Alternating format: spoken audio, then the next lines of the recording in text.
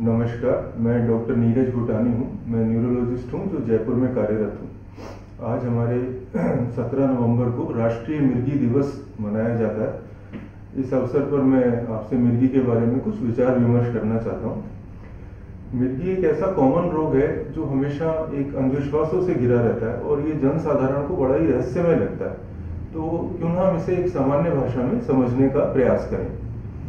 अब मिर्गी के सामान्य लक्षण क्या है? मिर्गी के सामान्य लक्षण ये हैं कि रोगी जो है बेहोश हो सकता है, उसके हाथ पांव में कंपन आ सकते हैं, उसके मुंह में झाग आ सकते हैं, कभी कभार उसका चेहरा विकृत हो सकता है, कभी कभार सिर्फ वो अचानक गिरता है और कोई हरकत नहीं होती, कभी कभी उसका हमें कुछ समय के लिए वातावरण से संपर्क टूट जाता है, वो एकदम ब्लैंक हो जाता है और सिर्फ शून्य में जैसे घूरता है कुछ सेकंड तक। अब ये जो लक्षण है ये बहुत अचानक होते हैं और इतने इस प्रकार के लक्षण है कि जो भी उस रोगी के साथ में होता है या जिसने कभी मिर्गी का दौरा नहीं देखा है वो बहुत घबरा जाता है कि ये क्या हो गया अचानक। और इस कारण से ही ना इस बीमारी के साथ बहुत सारे अंधविश्वास जुड़े हुए हैं। तो सबसे पहले हम इसको समझने का प्रयास करें कि ये जो दौरा आ रहा है मिर्गी का, ये आ क्यों रहा है। तो हमें ये समझना चाहिए जो हमारा मस्तिष्क है वो एक तंत्रिका तंत्र है, उसमें बहुत सारी तंत्रिकाएं हैं या नर्व सेल है।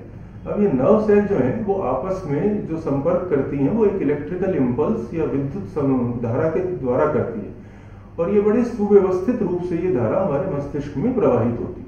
मान लीजिए आपको अपना हाथ ऊपर करना है तो आपके मस्तिष्क के उस हिस्से में एक धारा प्रवाहित होगी जो आपके हाथ को निर्देश मिलेगा कि आप अपना हाथ ऊपर करिए। इस प्रकार से हम कोई भी अगर गतिविधि करेंगे, चाहे हम सोचेंगे भी, बोलेंगे भी, चलेंगे भी, तो उस संबंधित मस्तिष्क के हिस्से में एक विद्युत या इम्पल्स प्रवाहित होती है जो हमें हमारी जो बाहर की तंत्रिकाएं हाथ पांव की उनको प्रेरित करती है कि हम ये गतिविधि करें। अब मिर्गी में क्या होगा मिर्गी में क्या होगा, ये जो सुव्यवस्थित तंत्र है इसकी व्यवस्था बिगड़ जाती है।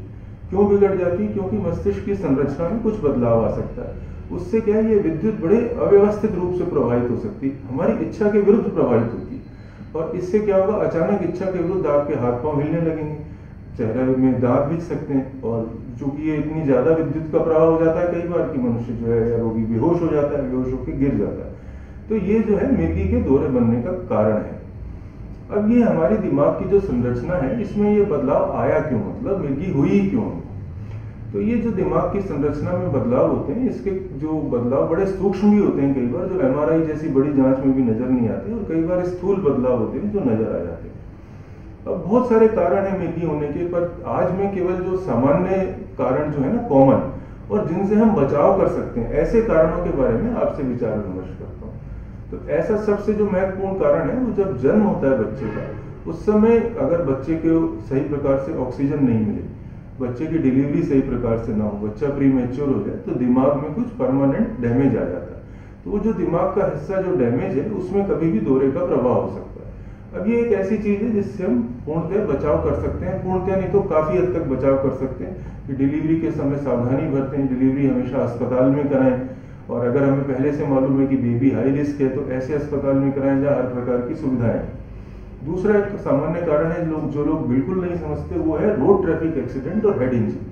अब लोगों को बिल्कुल ये अंदाजा नहीं है कि ये मिर्गी का एक बहुत ही प्रमुख कारण है भारतवर्ष में, क्योंकि जब भी रोड ट्रैफिक एक्सीडेंट होता है तो मरीज के मस्तिष्क में कहीं ना कहीं कोई घाव या कोई ना कोई हिस्सा डैमेज रह सकता है और उस हिस्से में से एपिलेप्सी का दौरा आ सकता है। तो हमें ट्रैफिक नियमों का पालन करें, कितनी सिंपल चीज है, हेलमेट लगाएं, कितना सामान्य चीज है, और ये सब चीजें भी मिर्गी से बचाव में योगदान देती है।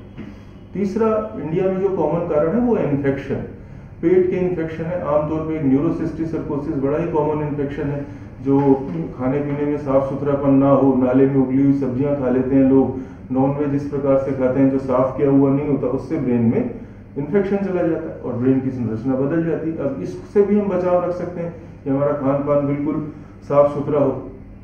चौथा कारण है वायरल इन्फेक्शन। बचपन में अगर टीकाकरण अच्छे से कराएं तो मीजल्स जैसे इन्फेक्शन है, इनसे बचाव हो सकता है, तो ये कई प्रकार की मिर्गियों से हमें बचा सकते हैं। तो ये बड़े महत्वपूर्ण कारण है। उसके अलावा एल्डरली में कारण है स्ट्रोक यानी ब्रेन अटैक। तो अगर हम ब्रेन अटैक से बचाव रखें यानी हेल्दी लाइफ स्टाइल अपनाएं, बीपी शुगर और सब चीजें कंट्रोल में करें, कोलेस्ट्रॉल कंट्रोल में करें, तो हम इन कारणों से अपने को बचा सकते हैं। तो मिर्गी के बहुत सारे कारण ऐसे हैं जिनसे हम बचाव कर सकते हैं। हालांकि कुछ कारण ऐसे हैं जो मैन्युफैक्चरिंग डिफेक्ट होते हैं, कुदरतन आपके दिमाग में कुछ एक डिफेक्ट है जिसकी वजह से आपको मिर्गी हो गई और उससे बचाव आपके हाथ में नहीं है। पर ऐसे कारण होते हैं करीब 20 से 30%। 70% कारण फिर भी अभी भी हम बचा सकते हैं। अब एक चीज और लोग आमतौर पे जानना चाहेंगे कि भाई किसी को मिर्गी का दौरा आ जाए तो कोई आसपास हो तो वो करे क्या उस दौरे की अवस्था में। तो सबसे पहले तो वो घबराए नहीं, क्योंकि ये दौरा आमतौर पे कुछ सेकंड या मिनट के लिए ही आता है। जो भी विद्युत नॉर्मल प्रवाहित हो रही है वो अपने आप रुक जाती है, बॉडी उसको कंट्रोल करना जानती है। इस दौरान आपको केवल ये करना है कि मरीज को सुरक्षित रखें, उसको चोट ना पहुंचे, उसको ना कोई जूता सूंघाए ना उसके मुंह में कुछ डालें, और उसको ऐसी जगह लेटा दें जहां थोड़ा बहुत कुशन हो और वो चोट से बच सके। सबसे महत्वपूर्ण ये है। अब किसी को मिर्गी हो गई है तो उसका इलाज किस प्रकार से होता है? इसका इलाज आमतौर पे दवाइयों के द्वारा बहुत अच्छे से हो जाता है। 70% रोगी केवल एक दवा नियमित खाने से ठीक हो जाते हैं। कुछ एक रोगियों में 2 या 3 दवाइयों का कॉम्बिनेशन भी लेना पड़ता है। तो आप अगर न्यूरोलॉजिस्ट से संपर्क करें, फिजिशियन से संपर्क करें, बच्चा है तो पीडियाट्रिशियन से संपर्क करें, तो इस रोग का इलाज अच्छे से हो सकता है।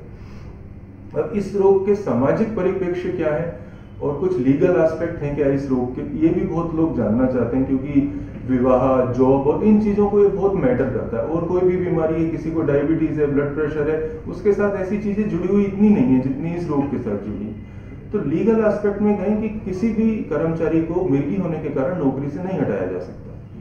कोई भी वो हर प्रकार की जॉब कर सकता है, केवल बहुत ऐसा जॉब हो जिसमें उसको हैवी मशीनरी के पास रहना हो और उसको दौरा आ जाए और उसको नुकसान पहुंचे, उसी जॉब से उसको दूसरी जॉब में शिफ्ट किया जा सकता है, नौकरी से फिर भी नहीं निकाला जा सकता। दूसरा एक जॉब है ड्राइविंग।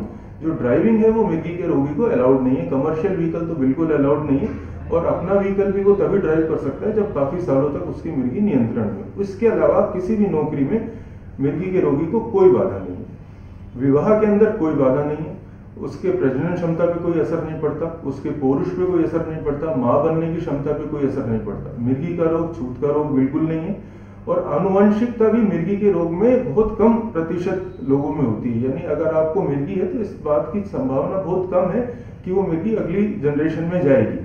तो इसलिए शादी और इस तरह की चीजों में भी मिर्गी में कोई बाधा नहीं आती। तो आखिर में मैं यही कहना चाहता हूँ कि मिर्गी के जो रोगी हैं उनको आप आत्मविश्वास दें, सम्मान दें, और वो भी खुल के आए, लोगों से अपनी बात करें, क्योंकि ये इतना कॉमन रोग है पर इसको लोग छुपा जाते हैं। तो लोग, किसी को मालूम नहीं है कि ये रोग इतना कॉमन है। अगर लोग सामने आएंगे, अपनी परेशानियां शेयर करेंगे, तो इससे जो साथ में जो झूठी धारणाएं, अंधविश्वास है, और उन सब वो दूर हो जाएंगे। धन्यवाद।